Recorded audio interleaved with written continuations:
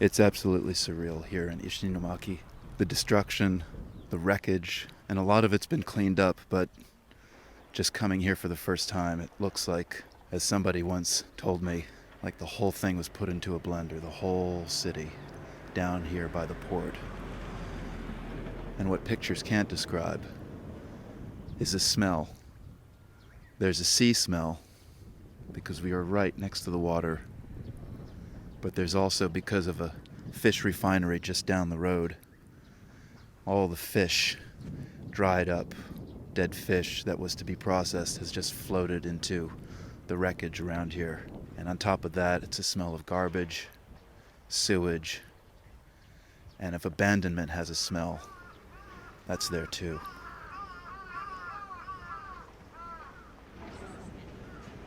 In the distance, tractors grind and moan in a never-ending cleanup of the disaster area. In Ishinomaki Business District, most shops are shuttered, though some are reopening. But even those have a temporary feel, as if the owners are still gauging whether it's even worth starting again. Everywhere you look, there are reminders that people used to live here. Old photo albums, record collections, themselves a history lesson of the last 50 years. Baby monitors, clocks that stopped when the tsunami hit. Cars crushed like tin cans, now stacked neatly by the defense forces for removal. Many died here. Many survived, too, and some refused to abandon the neighborhood. On the edge of the port is a house that did not get crushed or swept away. It belongs to 37-year-old Aya Saeki and her family. She used to live here with her kids and mom and dad. Now they're living with her brother on the other side of the city, but they come back here twice a week just to be in their house for a couple of hours, and they wanted me to see it.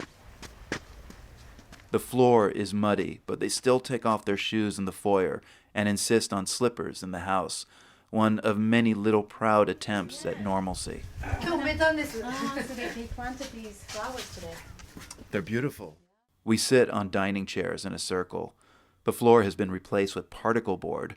The ocean came up underneath and literally blasted the old floor off the crossbeams. 地震の時は父だけ残ってたんですけど、私たちは外に車で外にいて、でそれで地震があまりにもすごかったので、ただごとじゃないので、みんなは多分その津波が来るって言って向こうに逃げたんですけど、私たちは父を残してきたので車で来て、でここを戸締まりをして山のその裏の山に上がって、津波が来た時は上から見たような。They watched their neighborhood get destroyed by the sea, and they could only assume that while they watched, people they knew were dying down below.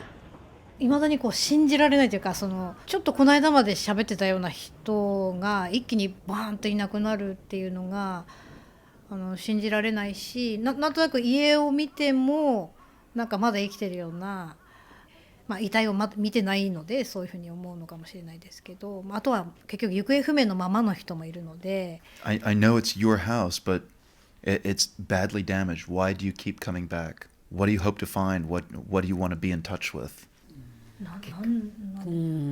Aya Saeki hesitates. Then her mother answers. この地域はとても町内がつながりが強くて、みんな仲良しなんです。長いこと親の代から住んでるので、この辺ここに来れば知った顔が2人3人ってして共通の話題があるし、それでみんなが直して入ろうっていう風になってきたので。 After the earthquake and tsunami, their house isn't safe. It's just a block away from the ocean, and the ground is now like jelly. Aya Saeki and her family want to come back, even with so much destruction staring at them when they open their front door. It says so much about the importance of place and home, but the unforgiving earth here may not let them return. For the World, I'm Marco Werman, Ishinomaki, Japan.